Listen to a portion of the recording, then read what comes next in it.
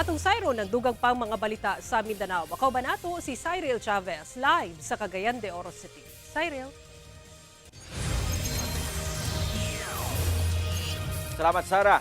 Grade 3 pupil nga gitabangan og kulata sa mga grade 8 students sa Iligan City nakamata na human sa pipila ka adlaw sulod sa ICU sa ospital sa Cagayan de Oro City. Ang detalye sa report ni James Paulo Yap.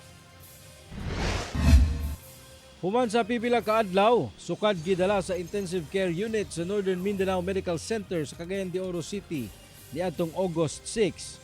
Nakamata na ang 9 anyos nga lalaking grade 3 pupil kinsa gitabangan og kulata matud pa sa grupo sa mga grade 8 student sa Barangay Maria Cristina sa Iligan City niadtong August 4. Sa video nga gipadala sa usa sa mga kabanay sa biktima, makita nga galihok na ang bata ug nakamata na kini. Apan anaa gihapon kini sulod sa ICU. Sumala sa inahan sa bata nga adlaw Martes, nakamata ang iyang anak. Surya mi siya sa doktor kay pangutana siya sa pantano na nakoy mong tubol. Tando siya kay sakit na yan tutunlan sa tubol. Gikatagda kuno nga kuhaon sa mga doktor ang intubation kit niining adlawng Huwebes. Nagpasalamat ang kabanay sa mga mitabang kanila. Sa padayong investigasyon sa Iligan City Police, giangko niini nga dili ang igagaw sa biktima ang maoy nagpahibalo sa ginikanan sa biktima nga gikulata ang bata. Ang nakaingon magod sa IOC is iyang relative. So I expect na iyaharap pong igagaw. Classmate din niya, silingan niya. Inay ang maong igagaw, maumatod pa ang kasumbagay sa biktima.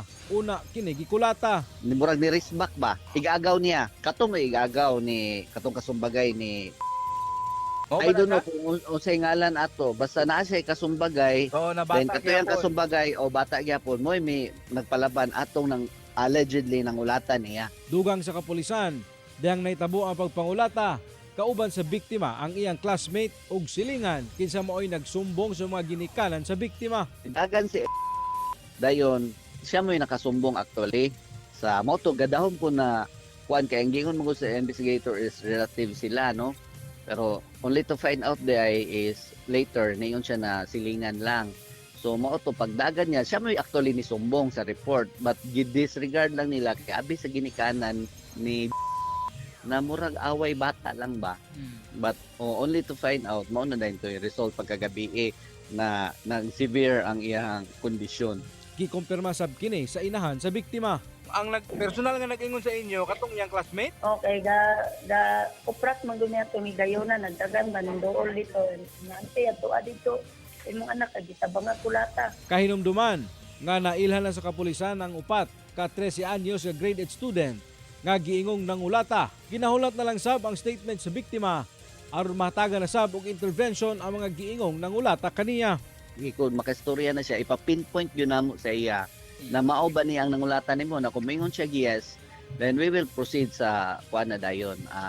Refer na nato siya sa fiscal, mahayo na lang dayon resolution na i-turn over sila sa bahay pag-asa o dagpanan para makadakan silang intervention. Gisulayan pang makuha og pahayag ang pamilya sa nalambigit sa pagpangulata. Ingon man ang kabanay sa igagaw sa biktima. Padayon ang investigasyon sa kapulisan sa hinungdan sa sinumbagay. Ako si James Paulo Yap, One Mindanao.